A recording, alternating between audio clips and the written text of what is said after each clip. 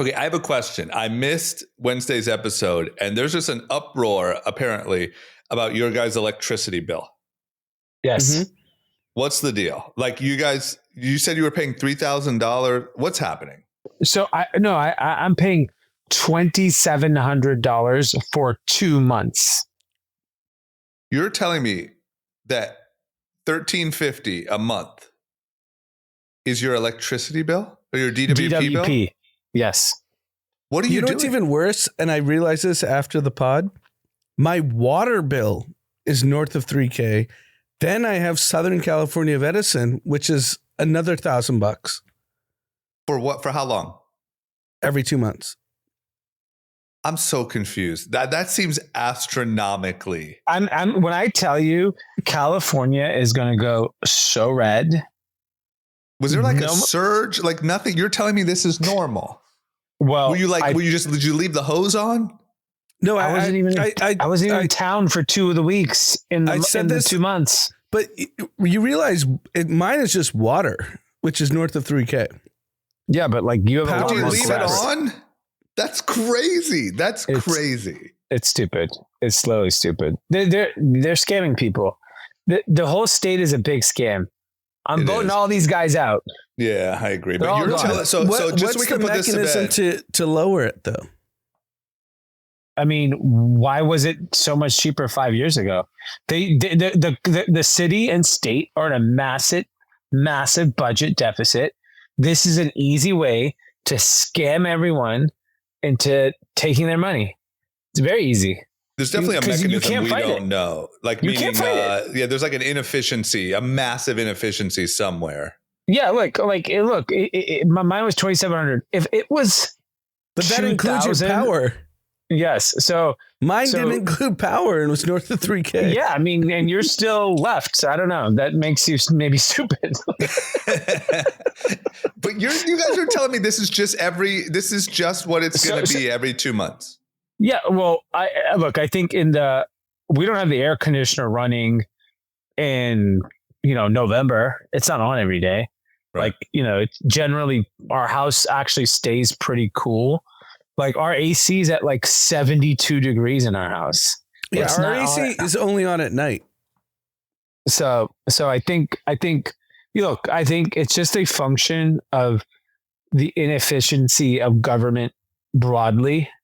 Like nobody in the government is thinking about, oh my God, we're talking about that the middle class is getting squeezed every which way. Right. Did anyone ever take a look at the power bill, the water bill that Americans are paying? No, they're not. That's never been brought up because that would require a fucking brain, and none of these people have brains. It's also funny when we made such a hoopla about eggs and grocery prices, but like there's all these silent killers happening that are just slowly bleeding. Yeah. Car insurance. And I saw like a very interesting take on all the immigration challenges. So tourism is down, immigration obviously is non-existent, and then deportations are up, right? So net migration into the country should be probably negative. I have no idea. Let's just assume it's negative finally. You should see impact across your cost structure as a American citizen. Car insurance is an area where it is incredibly high in a state like California. A lot of it, there's a ton of hit and runs because a lot of uninsured drivers are driving the streets, and they're uninsured because they're not legal immigrants. So I think that there are some of those instances where like housing and insurance and, a lot of people talk about the ERs being not as crowded because of ICE scaring. So like maybe there's some unintended consequences of mass immigration that we never thought of. And then on the flip side, maybe we'll get a benefit at some point, because right now, all of these things, health insurance, car insurance, power, these are like not the topics of the day. Right. We don't talk about the cost, the hard numeric. You know why everyone's in uproar? Because like, I bet you half the people don't even look at their power bill. Like when I said it, like you may go check. If you own a home, you may be a little bit more cautious about it, but the average person's not checking their power bill. It's on auto pay, and it could be $100, it could be $250. You don't fucking know and don't really care. Like if your bill went, let's just say if you had a power bill of, I don't think you probably have to pay one in your building, but let's just say you did. Yeah. If it was $200 a month and it went to $300, which is a 50% increase, you wouldn't notice. I bet a lot of people check their bill after Wednesday's pod. Random people I know ask me about it. They're like, "Dia and Anand paid $3,000." I'm like, I don't know. What? That can't be right. That must be for the year or something. Pool.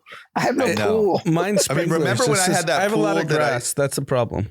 I had that pool that I kept at 95 degrees at all times. At one time, still mine was like, I don't know, 800 or something, and that was like really high at the time. Well, but a lot of cost structures have changed in the last 5 years. Right.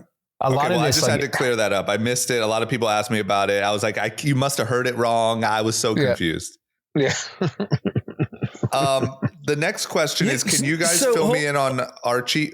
What? No, I want to just to tap back into inflation. So the Mexican restaurant that D goes to with his family, I take Mav to at the Grove, the casual spot, farmer's market. Yeah. Completely empty. And I asked them, like, what's going on? They were like, the price is just too expensive. It is too expensive. Everything is too expensive. The employees were telling me empty, or the employees were gone. There was zero tables. The problem is that 12:30 on a Sunday. Yeah, you eat at a casual restaurant. I only speak for LA. A casual restaurant that's not like fine dining. The price is completely out of whack, to the point where it makes way more sense to eat fine dining than go eat at a casual restaurant. You 30% more and you're eating at the best restaurants in the city. And you get the best service, you get the incredible food, you're going to experience that is not being given to you at a casual eatery. So like the casual restaurant has to embrace robotics, self-service in terms of menu ordering. Like you can't have the staff, right? Like the food prices are too high, and you're not like, just give us an iPad and we order and the food comes when it comes. Like it's I don't think you can there can be a wait staff for casual eatery in LA and New York. It just doesn't work. Right. Okay. Well, I just love how there's all these problems anyway, but then I feel like California is just probably one of the worst at the moment. Well, Brian, from Nature Group, he said that the minimum wage for the restaurant industry is so out of whack. Like more restaurants are going to, continue to fail. It's not possible, which maybe that's part of the grand plan. Like, let's just let everyone go out of business, because that creates socialism. Right. Yeah. That's the Mondanian effect. Yeah, so it's a great if you're playing the long game of destroying. I liked your post in our chat, like about someone the US in the Open. Fort Deck, Fort Deck at the US Open.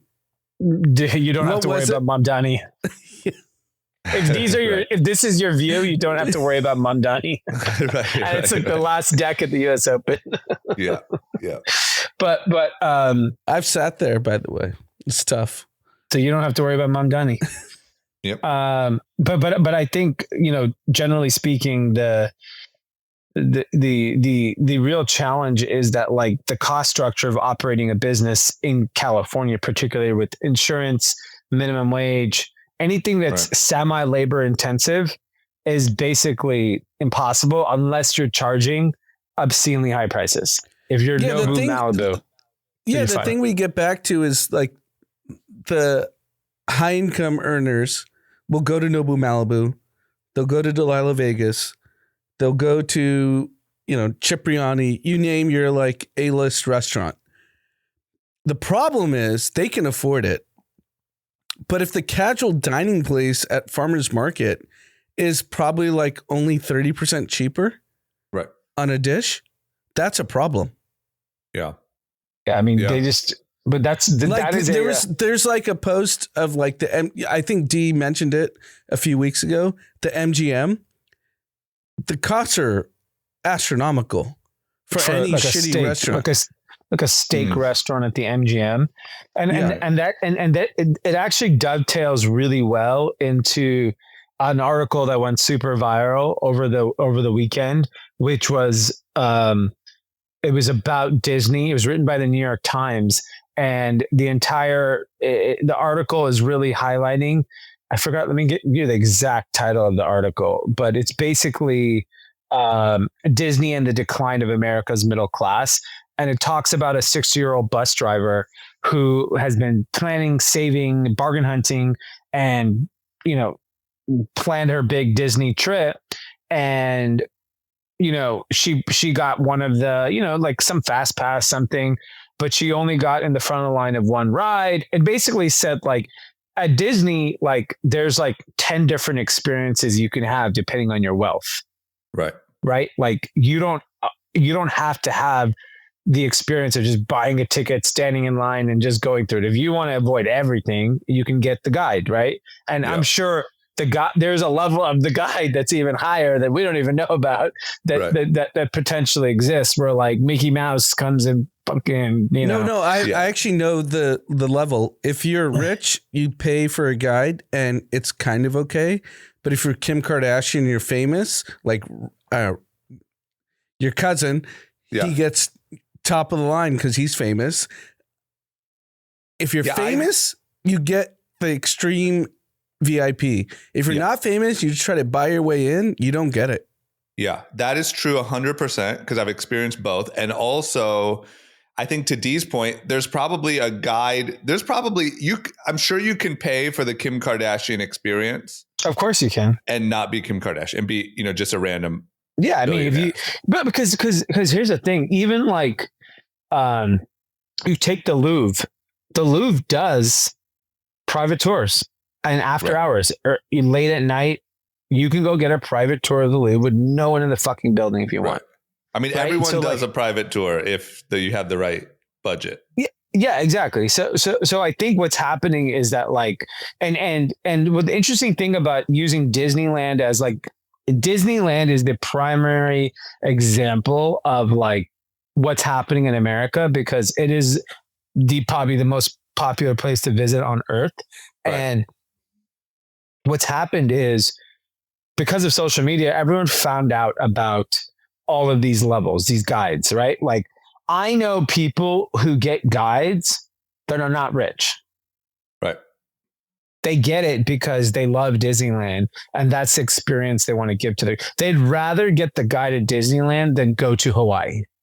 So what I've seen an article recently is that properties like Disneyland, hotels around the world, they're basically trying to extract more money from the high income earners. So the high income stuff is just like astronomically higher because they know the middle class isn't spending. Yeah. And so they're trying that's what this article's about. That seems like a trend at airports as well. It seems like there's a trend at airports. It seems like you can, I don't know, maybe I'm wrong here, but I feel like you can start to feel at airports that there is a more common, really high-end experience. Yes. And then there's obviously like just the cattle, shove on a plane. But Spirit Airlines bankruptcy. Right. So you see this catering towards. Yeah. And the best example at the airports is private suites, which is at LA. It's in Atlanta. It's in like a handful of airports around the country where you have your own entrance away from G-pop. The commoners, yeah. You don't even enter the airport the same place. It's literally like 2 miles the other way. Yeah. You get on the plane via a private vehicle, so you don't have to like, security is private. And then, okay, so let's assume that's the best of the commercial airline experience. And then now you have like Delta One and Flagship First on American, who have their own entrances, their own security, their own lounges, which are way better. Because, by the way, if you're flying, if you're like a Delta, member and you get into the lounge, the regular Delta lounge is a wait. It's a cattle call. The Delta lounge at LAX is like the equivalent of going to like Barney's Beanery. Yeah, and that's why you have to, if you're Delta, you go to Delta One, because like that's a different lounge, a different menu, a different experience, different security. And so and this is the problem with the overall economy. Why we're not in a recession and why we won't get in a recession is because the spending power of wealthy people in this country makes up for the whole entire economy. Rich people are so rich that it does not matter if nobody else does anything. You know, it's funny. We went to Century City Mall on Saturday morning to that doll place. Is it called American Beauty Girl? What is American it called? Girl. American Girl. So our 3.5-year-old's obsessed with all that stuff. It's all boomers in the store. Yeah. Buying shit for their grandkids. Yeah, you know, that business is on fire. They crush it. And like I saw one boomer with the shirt said, I'm not retired. I'm a professional grandpa. And he's just picking up dolls. It's funny how much I feel like our economy also relies so much on, you know, like we've talked about the boomers and let's just say the grandparents. And then also I'm so fascinated by like what's going to happen when this great, you know, the great wealth pass down happens. It's like there's so many millennials that are going to be rich. Yeah. They're going to be rich. They're all going to be millionaires. And they're going to be fucking at Disneyland and they're going to. That's why like my pessimism for the economy is basically gone. If you're looking at it from a macro standpoint of like, okay, you know, do you think the S&P 500 will continue at its clip that it's been doing? And I go, yeah, I think whatever it did the last 20 years, I think it'll do the next 20 years. Like I would feel pretty comfortable in that performance. But obviously if you just look at a singular level, there needs to be some like pretty big changes in the economy for other people to catch up. And I think that will happen with AI and robotics. So Waymo is getting aggressive on pricing. So they never ever, the last couple of months, it was quite high taking a Waymo versus an UberX. Like I didn't see the value. Today I took 2. My rides were sub $10. And it was 3 miles each way. And what would be the equivalent for UberX? 14. That's a big difference. Yeah. So I think it's pretty fascinating that like, you may see deflation in certain parts of the economy. Even I was listening to All In, and they were talking about Cloud Kitchen launched their faux competitor to like Chipotle, and it's like cheaper priced, high quality food. I don't know if anyone has loyalty to the brand Chipotle. I'm sure there are some people that have it, but if you give them the same bowl experience with, better ingredients and a cheaper price, they're taking the deal. Because Chipotle, so much of Chipotle is takeout and delivery. You're not eating there. So most people are picking it up and going to work. So like if it's a price thing, then there's going to be a lot of instances where price is going to get cheaper across the economy, which will help the middle class. And then you add on the boomers passing off $1 trillion, $20 trillion, $80 trillion. 90, yeah, exactly. 90. We're chilling. It was 70 trillion when we were talking about this in 2020 during COVID. It's 90 trillion. Yeah. Yeah, that's what's crazy too. Is like, Trump should bully every country. Then they're fucked. The rest of the world is fucked, and we have everyone by the balls. The real safe space for millennials is if he eliminates the estate tax. I mean, that's going to be a tough one to get by, but yeah, he should do it. I think it's 15 million. At 90 trillion, think about how many people are inheriting north of $10 million, north of 15, a lot. A lot of people. What's the estate tax? So under 15 right now, you pay no tax. If your parents pass and they hand you sub 15 million, it's tax free. And you're saying Trump should do what? Eliminate, just raise it, just unlimited. No cap. Yeah. No cap. No cap. Like the young kids say. No cap. Yeah. Yeah, it's just wild. You know what else I realized? This might be a dumb statement, but like it's sort of like, it's easy to look today at the snapshot and be like, oh shit, the wealth divide and the, all this stuff. But like, really, people that know how to like start these crazy innovative businesses are just going to get better and better at like cheaper and cheaper experiences. Yes. Like you said. So like you'll be able to take your Uber, except for it'll be a Waymo or a Tesla robotaxi. You'll be able to get your Chipotle, except for it was made by a robot. Like you'll be able to have like a decent quality of life at a lower rate. Meanwhile printing more billionaires. It's not like it's just interesting to look at the trajectory. Like we're going to get better and better at maintaining a quality of life on less and less income for people. Exactly. My question really is, of the 90 trillion, how do you barbell it in terms of how many people are inheriting north of 1 million, or are they inheriting? Yeah, but what does it matter? Who cares? No, I'm just curious. There's that data point isn't there yet. Yeah. Yeah, sure. Yeah, I don't think it matters. I think either way, it's a lot of people. It's not concentrated so much that it's a small group. It's not 90 people inheriting $1 trillion each, so it doesn't matter. Right. It's going to, think about it. It's going to a family of 10. That's what's crazy. Might have 5 million. They might have $10 million, but they have 4 kids. They have grandkids. So it's going to get spread over like 12 people, where everyone gets 800K or whatever. And then all of a sudden it's like, oh wow, 12 more people became millionaires overnight. Right. And that's what's crazy. Even if it's 100,000, it's kind of getting passed down to 500,000. Like, because it's, to Dee's point, like it's grandma and grandpa handing it down to probably like a family of 4 on average, you would think. Yeah. The doll store was pretty funny, because we talk about it all the time, how the boomers are just funding all these kids, and I saw it firsthand on Saturday morning. Yeah, and I think, and the reality is they're all going to live a lot longer too.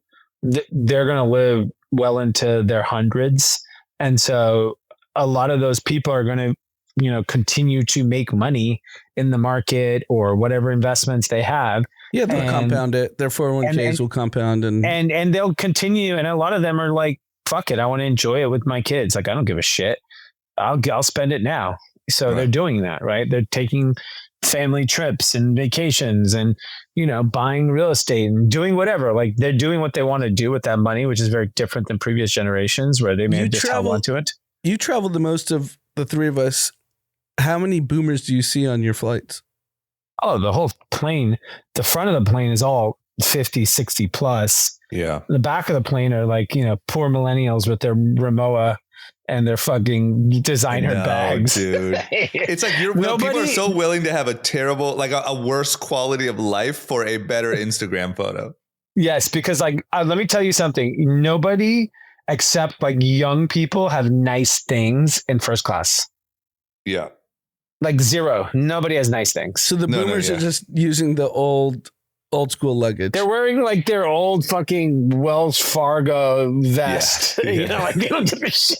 They don't give a shit. By the way, back, it's like a fucking Labubu hanging from a Rimowa. Yes, a Birkin. I see people in Birkin bags going to the middle back. Seat. You can't have a Birkin bag and sit in the back. Sorry, that's bad. But I bet you that Birkin bag you can. And I think, but that's my point on the Disney thing. They're trying to say it's like doom and gloom, but the reality is that like the middle class is aware of what wealthy people do. They'd rather stretch and do it the right way, or what makes them happy, than going to Disney and riding 4 rides and waiting for 6 hours to do those 4 rides. Like, a lot of people are like, fuck it. We won't go on a family vacation this year. We'll go to Disneyland, and we're going to go do it the way we want to do it. It's $1,000 a head, and we're going to go do it. So, Drama, I want to ask you this. I want to ask you this question. So, I know you mentioned like you have young employees that it's totally acceptable to live at home. Yeah. Yes. Why wouldn't the parents just pay for their rent? Well, I'm doing a lot of speculating, but I think that number one, I think that there's there's still like a frugality to these parents. Aren't dumb. Like, they're not the ones blowing all their money. It's the kids, right? So like, that's a huge expense that like, oh, we have a guest, we have their room, we have their childhood room, you can live here. I'm not going to pay for you to move out. Like if you want to live here, you have a room, great. I also think there's a small part of it that probably like, I think the parents kind of like it too. Like I think Keeping there's a him little in the house. Yeah, I would imagine. I obviously have no idea, and I would have to talk to some parents. I would imagine that for a lot of parents, there's kind of a sad moment or like a little bit of an identity crisis when your kid moves out, and whatever they call it, empty nesting or whatever. Right? It has a name. I think that there's a part that is sort of like it's nice to have your whole family in the house, and I don't think you're willing to pay the however much a month for your kid to go have a free apartment. I think it's that. I think it's some combination of that. I'm doing a lot of guessing, but I think it's some combination of that. Yeah, we need to talk to like a 50-year-old parent that has kids of that age. Yeah.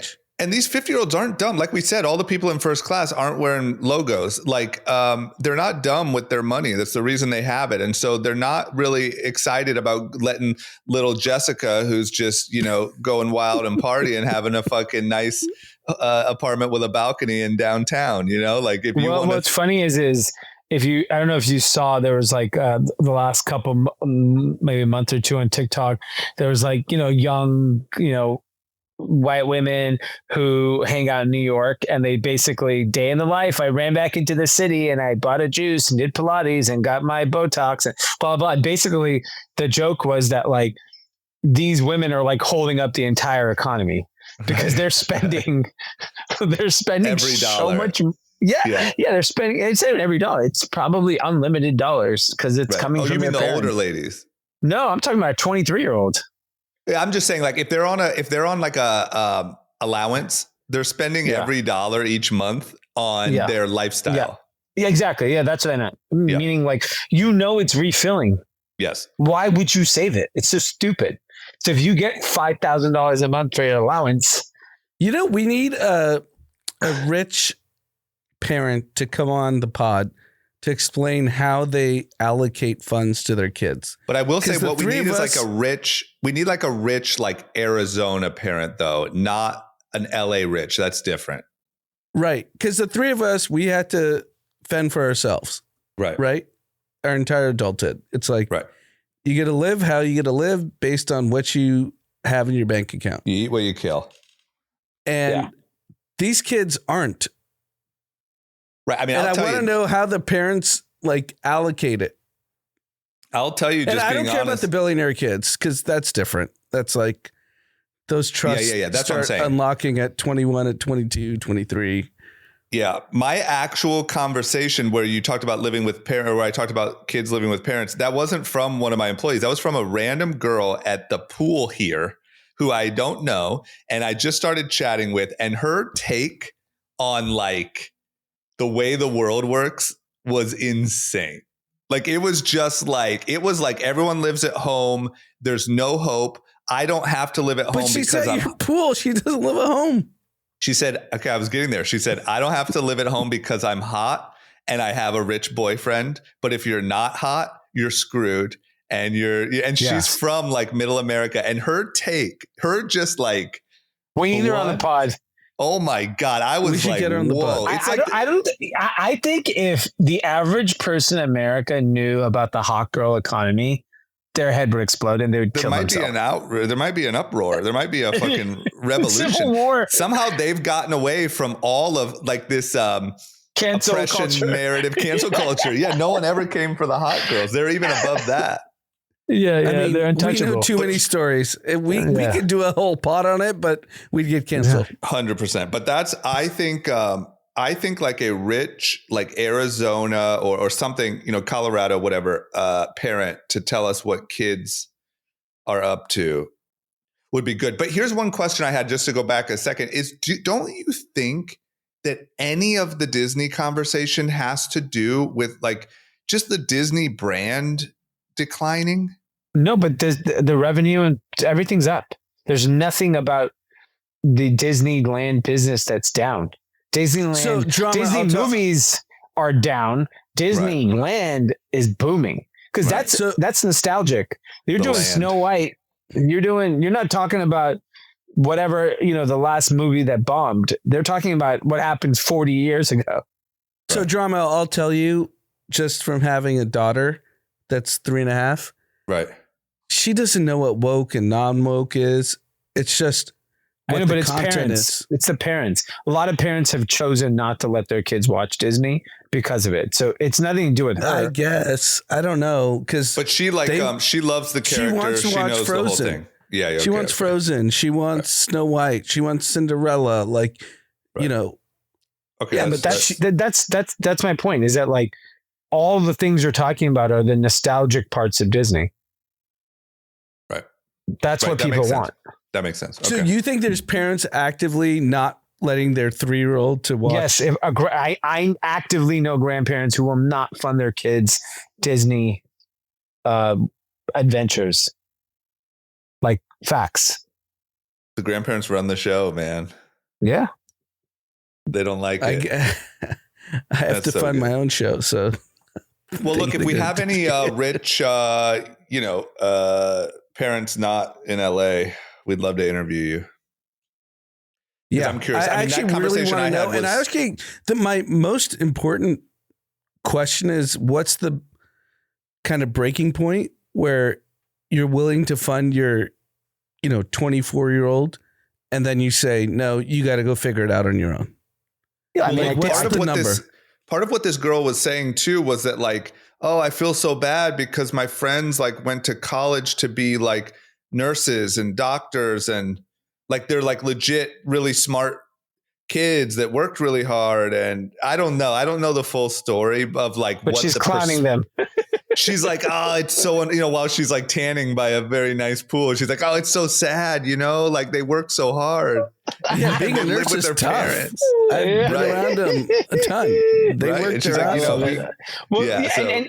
And that's my point, is that like, okay, take this girl and take her boyfriend. They're spending like a middle-class family on a monthly basis.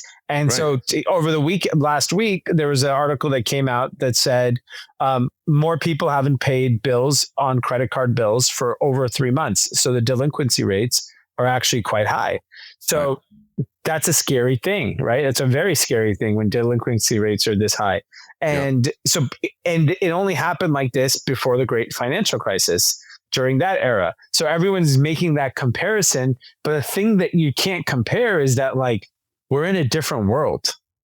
Like these people have so much money that it doesn't matter that those people's credit card bills are so late. That's who has so much money. You're saying the rich people? Yes. Yep.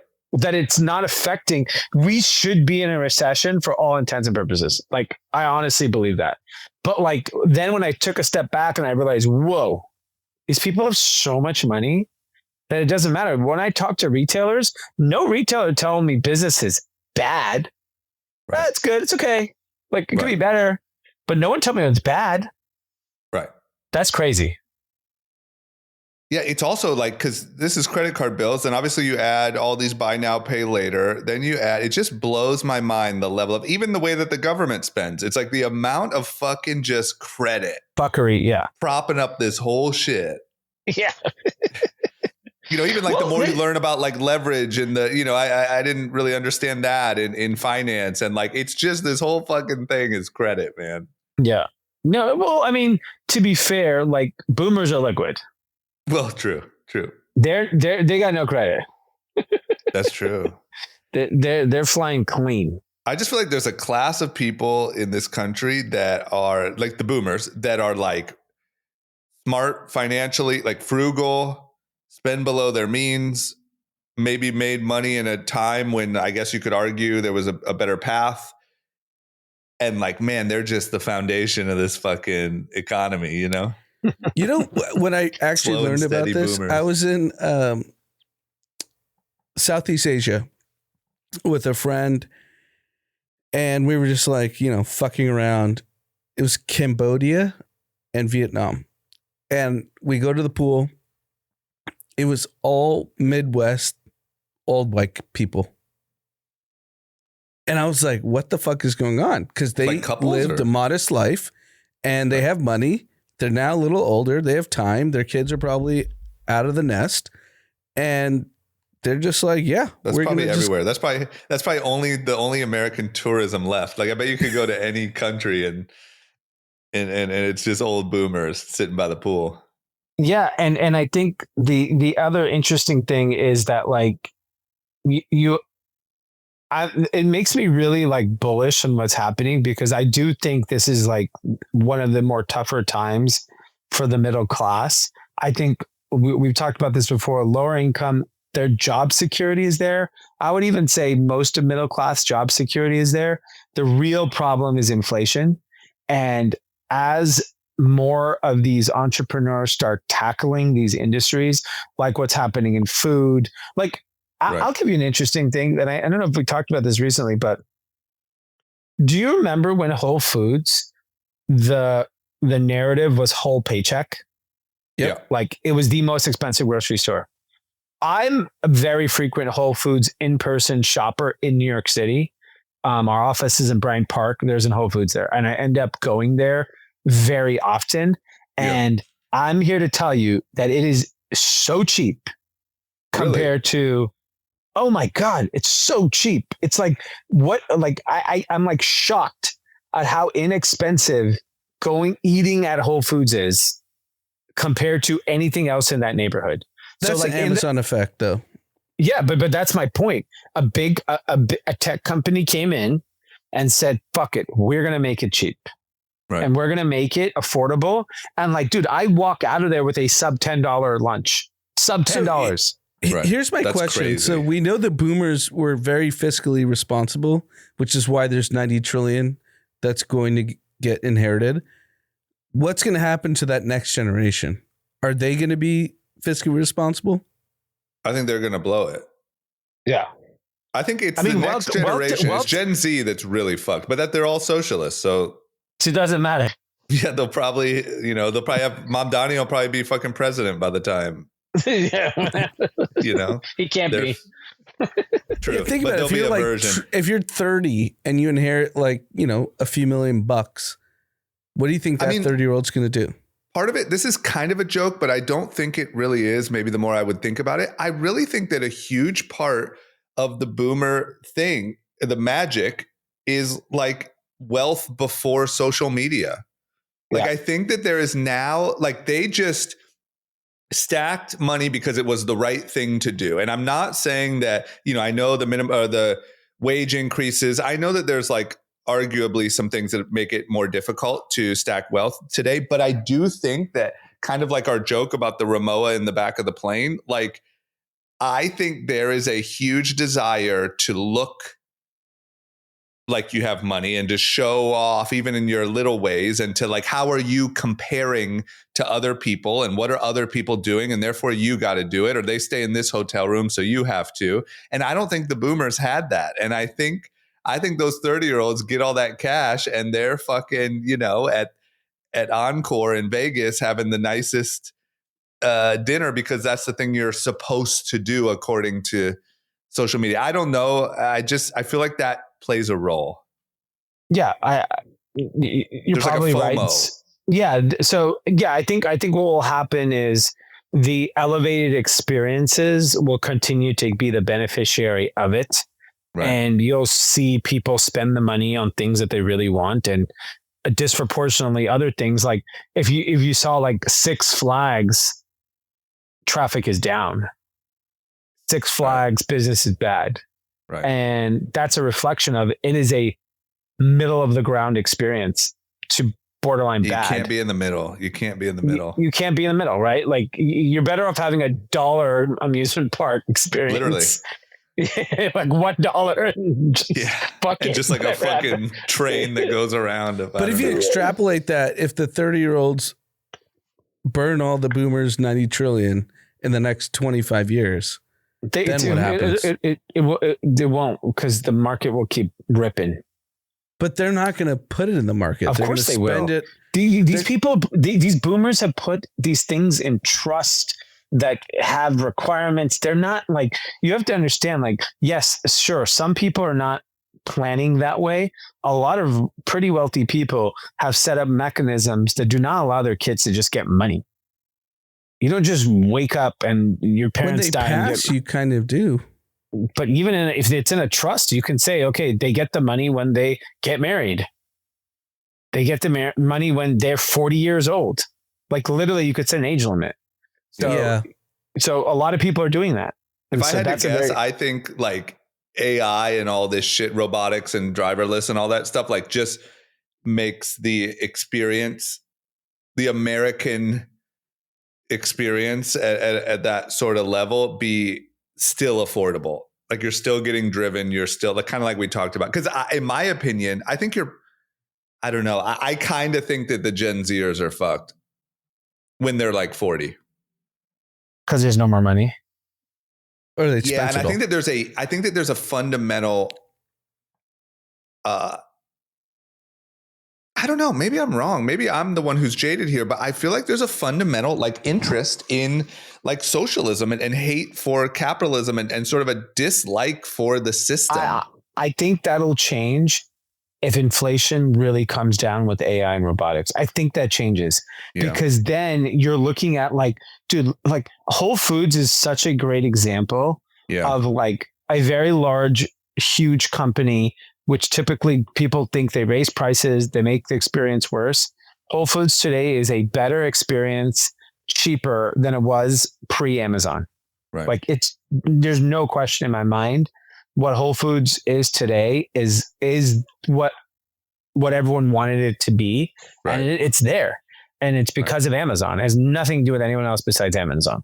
So I think like, I don't know. I think that there's a lot of things to be said around like that.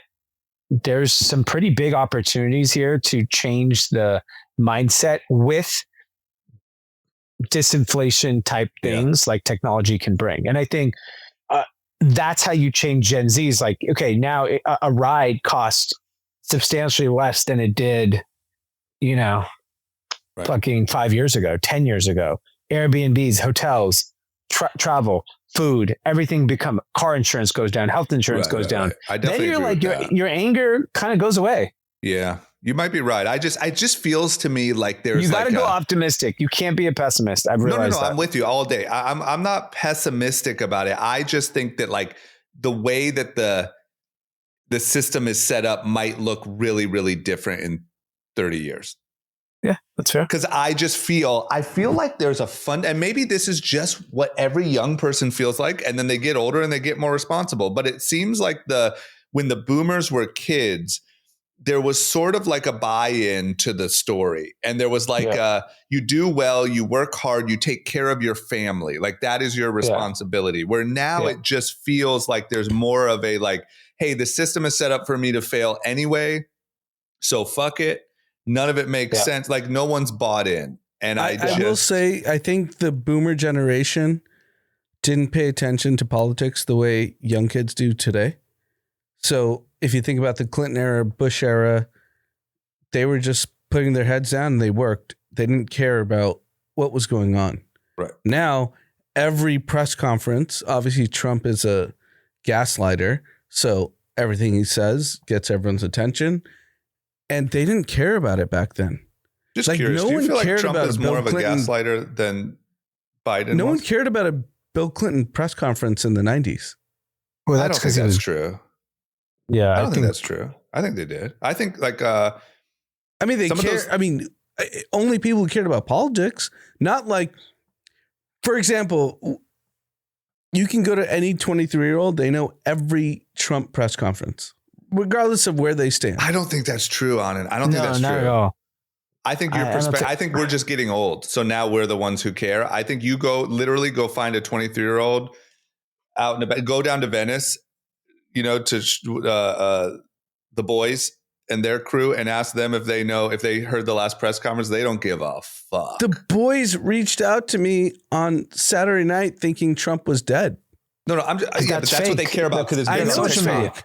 But that's social media. That's not politics, though. That's not a press conference. That was a trend on TikTok that was like, dude, the homie died. I'm saying like if you went to like any of these like college things or even, 23, whatever, you ask them what Trump's last press conference is, they don't give a fuck at all. I think it's similar. I just think that there is a distrust in the system as a whole that is different from the 90s or the 80s or the 70s. I think that there's like it's all a scam sort of feeling. I think that's probably the difference. But either way, I'm still optimistic about it. I think either way, it's going to work itself out. And the economy of the US in 30 years is going to be huge no matter what happens individually. But I just think that like the culture of the boomers seems like it was so much different than the way these young people look at it. Yeah. For better or for worse. I'm not talking about the good old days. I'm just saying like it's interesting how it's changing. So, no, but the boomers, I actually think now care so much more about politics than they did probably 35 years ago. Yeah, but don't you think that's just any like aging class? You care more as you get older. I feel like old people just sit in their house and think about politics all day. Yeah, maybe it's a function of like you're not working as much or whatever. But like our mom is dialed. I think that's normal though. To when she sleeps. Yeah, I think that's that's how older people have. That's why we always joke about like it's only old people that actually vote. All these young people don't matter because like I think she brings up news that I don't even know. She like will come over to the house and be like, "Oh, did you hear this?" And I'm like, "No, I didn't. I wasn't paying attention." I think that's normal. I think if you compare. Yeah. Well, that's why they vote. That's why the boomers vote and the young people don't, because they're paying attention. Yeah. Yeah. Well, I mean, the thing is like people always want to believe that there's like some like mega change in like society in every generation. Things are basically the same. Like older people tend to be the same. Right. Like if you look back, I'm sure you studied every older generation for the last 50 years. They probably look very similar than they do today. Yeah. So you wouldn't surprise me with like anything at this point that it's like it's not magically different. And what's interesting is one of the topics we put on was so Ramp, the corporate spending card company, which is absolutely on fire, released a really interesting list of top 10 restaurants for business diners and for New York and San Francisco. And so, you know, when you think Ramp, you're thinking, new age companies. What Ramp is. Ramp is basically an Amex replacement. It's a charge card for corporates. For companies. And it's why it's popular is because the software is incredible, where you literally get a dashboard as a business owner or a CFO, and you get to watch. You can easily increase limits. You can track spend. What you're saying, D, just to like kind of dial it in, because I think it's really important why Ramp is so good, is that if you're a company, you give all your company employees a Ramp card, and you say you get to spend $150 a week, and then you get to track what that $150 is, and someone's on top of that, and you get to like kind of manage your entire corporate spend. Whereas back in our day, when we were doing Reckless and 5-4, people just send in receipts. We have no fucking clue what they really spent it on. Right. Yeah. And I think the other piece to it is that in what's happening today is this new generation of corporate people, and you're like, oh, they're Gen Z, they're millennials, they're doing things different. They're not. They're eating at the same fucking restaurants that people ate at 25 years ago. So they're eating in New York, Milos, Wolfgang Steakhouse, Scarpetta, The Smith. I don't know how to pronounce it. I think it's Kode. It's a Korean steakhouse. That's a newer restaurant on the list. Gramercy Tavern, Carbone, Bond Street, Nobu. I mean, come on. These are boomer restaurants. Rich restaurants. That's why I don't get like how if you're every restaurant you listed is minimum $200 to walk out of there. Yeah. That's why I don't understand if you're a Mamdani type thinker, how you could think it would be a good idea to chase out rich people and corporations, because they're funding the whole shit. Yeah. It's bananas. Even these like young, these young visitors to the restaurants are fucking using their Ramp card. Yeah. And in San Francisco, I don't know these restaurants because I don't eat there, but Burma Love, the Vault Garden, Wayfair Tavern, Kokari I've heard of. I've been. Kokari is great. China Live, Spruce, Pabu, Spruce Lamar. is hot.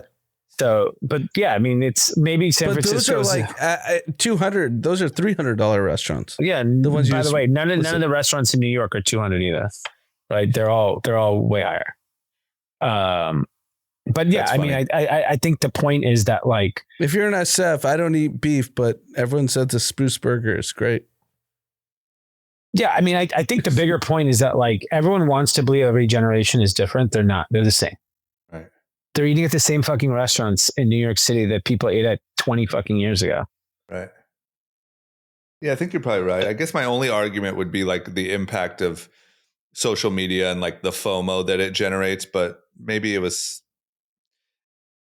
what TV was in the fucking 60s, you know? Yeah. I mean, so I guess at what point, as you two are both CEOs, if your employees had a ramp and they went to Spruce, which in SF is one of the most expensive restaurants. Well, no one I know would ever go to San Francisco because there's no point for us to be there. Kokari. They'd be fired if they went to San Francisco because there's nothing in New York. No, Kokari is not in New York, so they would never go there. Sorry, not Kokari. Carbone. Okay, if it's the right customer, yeah, I don't give a shit. Right. Like I literally do not care. If it's the right customer, go for it. Yeah, the simple question is justifiable. How much what's my return on investment? How much did my $300 dinner return me? Oh, it's not 300, it's 1,000 when you go to Carbone, right? Like you're taking, yeah, it's like, you know. So what's the bandwidth you give them? So let's assume your employee spent $1,000 at Carbone to take out a customer. How long does that customer get leash for them to put in an order where you're like, that was justified? Well, I mean, I would look at it differently. It's not put in $1, get $2 out. That's not how, it's not a Facebook ad. It is, okay, this customer does $5 million a year with us and we take them out to dinner once a year. Can you spend $1,000 on them? Yeah, of course. If they spend $5 million a year, you can do it. Right. I usually end up taking out most of these, high profile kind of suppliers and customers. And like mine is like, I'm not taking them out every month. I'm taking them out once or twice a year. Most of these people I see maybe once a year. And so, yeah, a nice dinner. They feel good. They had a nice experience. We had a fun time. Like, but yeah, you're not taking out someone that you just started doing business with out to dinner. Like, unless it's like Nike. Yeah, I'd compare it to like parenting. Like it's just a judgment call that you sort of hone over time. And you see bad CEOs who, equivalent to bad parents, just make a lot of bad judgment calls and they probably end up having shitty kids. And then you see good judgment. So I don't think D spends like that. Neither of our businesses are really in the point where we're just charging Carbone left and right. But in the rare occasion, yeah. It's validated, right? Yeah, you know. No, I totally get it. I just wanted to hear it out. Yeah. All right. Last topic. I wanted to talk about. Drama wants to talk about Arch. He brought it up in the beginning. You don't even know what I'm talking about. Oh, you just interrupted me when I was literally talking about that. So we should be at Carbone. Take me out. You don't spend money with me enough to warrant it. No ROI. Yeah. So. The big story of the weekend is that college football officially came back. And there was obviously a whole slate of games. The one that we were talking about on Wednesday is Archie Manning, Texas versus Ohio State. I'm calling him Archie because of how he played. He's no longer Arch to me. He's an Archie. What happened, man? Did he just get exposed? He got exposed. Why are you calling him Archie? Because that's a grandpa's name. I call Mamdani Zohan. Yeah, you just get sort of disrespected when you don't perform well. You just get, it's like if we called you Anand, like it's just like, right, Anand, it's just kind of a bullying tactic. Exactly. And I'm a bully. So Archie is a bullying tactic. Yes. Just to be clear. Okay. You're sort of hazing him a little, Yeah. You want to be Arch? You play like Arch. But what happened? So just explained in layman's terms, like he had all this hype. He's a Manning. It was going to be amazing. And then he just got shit on in the first game. I'll set it up and D can go on his rant and we can kind of all chime in. Arch Manning was basically the media highlight of the entire summer leading up to this game. That he's the next Manning. He's a generational talent, and he, performed well last year, but he also performed well against shitty teams.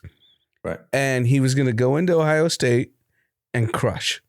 And that was the setup. And then D can go into how the game. Yeah, about Archie. He choked. He looked like he played for USC. Choke City. USC had 73 points. I know, but I'm just saying, normally that's how we play. We're bumps. So it's nice to see we had a good weekend and they sucked it up. But is he really bad or was it just a fluke? No, he actually did not play well. It was his fault they lost. Wow. Singularly focused, it was his fault. The thing with Johnny Manziel was on Ocho Cinco and Shannon Sharp's pod. Yeah. It was you could do it against Louisiana Monroe, but guess what? You're playing against boys. You want to talk about this was his exact quote, Johnny Manziel. I saw the clip. He said, you want to talk about the GAT and you have a red target on their back, you better back it up. Right. But you did. Yeah, of course. So honest opinion, I know I'm asking you to make a crazy opinion. It's one game. Is he a sham? No, he's not a sham. He'll be fine. It just takes time. D? Yeah, probably a sham. Right. We have friends saying he should be benched. Look bad. Here's the problem is that he's not 18 years old. He's 21. Right. Right. So is this his last year? He's got 2 more years left if he wanted. Will he make it to the NFL? Sure. Why not? I'm all about nepotism. I love nepotism. Right. I hope he makes it to the NFL. And I hope he makes a shitload of money. He could go to the NFL this year if he wanted. Exactly. So it's fine. I have no problem with him having an incredible NFL career and great life. But you gotta ball out. This is the game. So here's the thing, Drama. So he's playing a shitty team next week, San Jose State. He'll probably have 7 touchdowns. Right. And then the media narrative will train. And so I want to leave the episode with some numbers. Yeah. U.S. college sports. This is from Trung Fan, an incredible follow on X if you don't follow him. $19 billion of annual revenue is U.S. college sports. 70% of that is football. 30% of that is men's basketball. They're the second largest sports league by revenue, more than NBA, more than MLB, more than Premier League. Highest paid public employee is a college football or basketball coach in 43 of the 50 states. 60% of athletic department spending fell into 3 categories: facilities, coaching salaries, and pay for staff. Barely 10% went to scholarships. 70% of top-tier sporting public universities use academic funds to prop up their athletic program. This is mega business. Mega business. Tens of billions of dollars. Yeah. Football is just... it's just... the funny thing on X is the European mind can't comprehend. And it's SEC football guys drinking 40 beers. Yes. Every stadium, by the way... I watched whatever. I was watching the whole weekend, every game. Every stadium's packed. Packed. I will say that actually makes me optimistic. That's an optimistic sign about the future of the country. It's just the team, the camaraderie, the stadium filled with kids wearing all the same color and doing these chants. And there's unity out there. There's a belief in a system. So just to kind of put in context the amount of money that is in college football. So the Alabama coach, they lost. They got crushed. And now everyone's calling for his head. Guess what his buyout number is if they want to fire him? 70 million. You know it, though. Is it 70 million? I was going to say 20. That was going to be my guess. $70 million to get him out of there. And he gets to sit on the beach. How many years is his deal? And what I don't understand is knowing that information, why don't more parents raise coaches? That's what I told you this like a year and a half ago on this pod. I was like, make Dom a coach. Right. That's the best job in the world. Yeah, I agree. I think it's incredibly amazing. Because you have no physical ailments. Yeah, no brain trauma. Just go and work. It is a very tough job, though. Being a high-profile sports coach, people are nuts. Look, I'm sitting here criticizing a 21-year-old kid, and I've done nothing. And we don't even have a sports audience. So imagine tomorrow morning you wake up, everyone is calling for everyone's head in every job. Every 18-year-old kid is getting completely ridiculed. Sports is very tough. You know who crushed it, in my opinion, over the weekend as a non-sports guy that still saw this was Portnoy. Yeah. Did you guys see any of that? I watched the whole morning show. Oh my God. I was more Pat Mack. He's like a WWE wrestler mixed with a fucking. He is so good. He's so good. That guy just understands. Yes. Content. Like that was Fox's kind of counter to Pat Mack. Yeah, I think it was a great fucking play. He murdered it. Yeah. I actually kind of thought it was annoying, to be honest. But in my opinion, yeah. Even if you thought that, it's like now you're gonna be like a hate watcher, you know? Like he just. No, I'm Pat Mack all day. I know, but you know what else blew my mind? If I read this right, is that like there's also like I don't know if it's Bussin' with the Boys or another Barstool. Property is getting integrated into ESPN. Yes, that one is. It's just like, man, so not only is this guy you have to respect him when it comes to his ability to make content, but we've said it before, his eye for talent. I mean, essentially Barstool is ESPN now. Even when you think about whatever the betting company was leaving to do ESPN Bet, they left the Barstool deal. Yeah. Like essentially ESPN is just soaking up Barstool talent and strategy to try to juice it up. 100%. You're 100% right. If you think about just name two people, Call Her Daddy, 9-figure deal, right? When she left Barstool. Pat Mack, 9-figure deal. No, the guy's insane. But now you're talking about Fox Sports. He's the PayPal. He's the PayPal of fucking. He's the Peter Thiel of sports media. He is. Yeah, I would say media. I mean, Call Her Daddy and Pat McAfee are transcended sports, and they're just culture. They're just big. Yeah, and those other guys joining ESPN and Dave himself joining Fox. It's like they are sports. They're sports media at this point. I mean, they should let him do the evening news. 100%. It's like, what was Barstool really worth? Like people would watch it.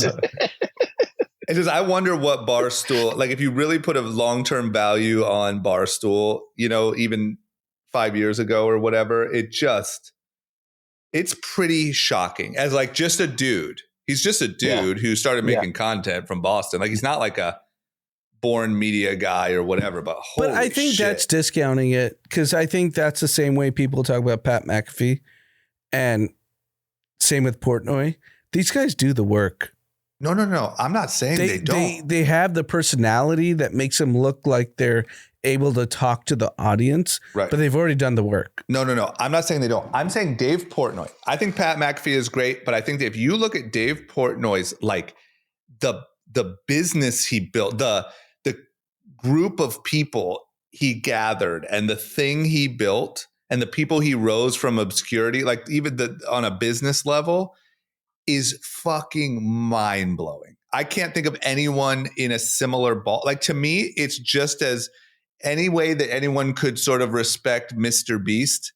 I think Dave Portnoy deserves the same or more. His eye for talent's insane. Just like, but I think what he recognizes the way sports content is done, from guys in suits, like, well, you see, he's doing a blah blah blah, to like the dude at the bar, like he changed it. And I think what he merged was the dude that looks like the guy in the bar, but that actually did the work. Yeah. But I think that's like what Pat I love McAfee about what he did. In the tank top, you can discount him and say like, oh, who's this idiot in a tank top? But guess what? He knows everything. Well, I think that what he did that's so cool, that's so modern, I think it's like a modern trend that's happening, is who's to say the guy in the bar doesn't do the same, doesn't obsess the same way the guy in the suit does, the fucking analyst, so to speak. And I think that everyone would much rather hear from the guy in the bar who knows his shit than the analyst in a suit. And he just, I don't know. Anyway, that's the one thing that really hit my I think what radar. Barstool did, and which was the most exceptional part, they took what our group chats talk about and put it on air. Yeah, if I'm in media in any level today, I'm trying to figure out how to barstoolify saw the whatever chats I do. that D and I have with our friends, Brian, Mikey, and Terj. Yeah. That's Barstool. Right. Well, it should be. They can't even say what's actually happening in chat. That's the problem with media. We're not even allowed to talk about what actually is said in these chats. It's fucking heinous, and I love it. Right. I want to insult everyone all the time. I mean, everyone's like, Art should be benched, this, that. Yeah, and it's not just about that. It's about everything. That's no one. The news media is not reflective of how people talk privately. Right, that's why it's dead. There's we're watching random podcasters. I mean, that's why our podcast name is Group Chat, because we're trying to bring the group chat into a podcast. Right. Yeah. And we don't even get close, really. Yeah. No, we can't even be here. I can't even speak freely. I feel like I'm in communism. That's what they want. Yeah. Day one. Yeah. All right. Good stuff. What do we got? Shout outs? We got a couple comments in the YouTube. First one is from Burn7851. Usually listen on Apple Podcasts, but had to comment. You guys are paying $2,500 on electricity here in Central Texas. I paid $300 to $350 a month water and electricity in one bill. I have a 2,200 square foot home. Yeah, I mean that's red. That's you go red. At show me 1024. God, I missed the 90s. 2,700 for water and power.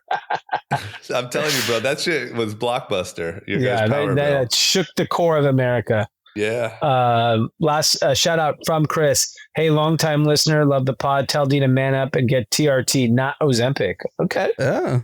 Get buff, huh? Or maybe do a little combo, and just fucking look like. What happened to The Rock? Did you see him? What happened? The Rock. That's the comment was. He looks like a pebble now. He got skinny? Yeah. He was on. He's on Ozempic. I don't know if he got off the juice. Wasn't he already like in shape? He's a monster. No, it's not Ozempic. He might have just stopped steroids. He could have, like a lot of times when you get that old, you're pumping that much steroids, you could have a heart thing. I don't know. It's crazy. I'm ready to get jacked. I'm down for all of it. So if anyone has some needles and some stuff, we're ready to take group chat to the next level. We'll take what The Rock gave up. We'll take what The Rock used to be cooking. Yeah. I still can't believe that The Rock got skinny. It might be for more roles. Who knows? It's not like crazy, but he just definitely is a lot slimmer. What's his role? He's a wimp in a movie? Maybe he wants to be a little wimp. Maybe, I don't know. He's a lib. The pebble was so good. Yeah. All right, everyone have a great week. Thanks for listening. We'll see you maybe Wednesday. Yep. I'm here. Sounds good. Peace.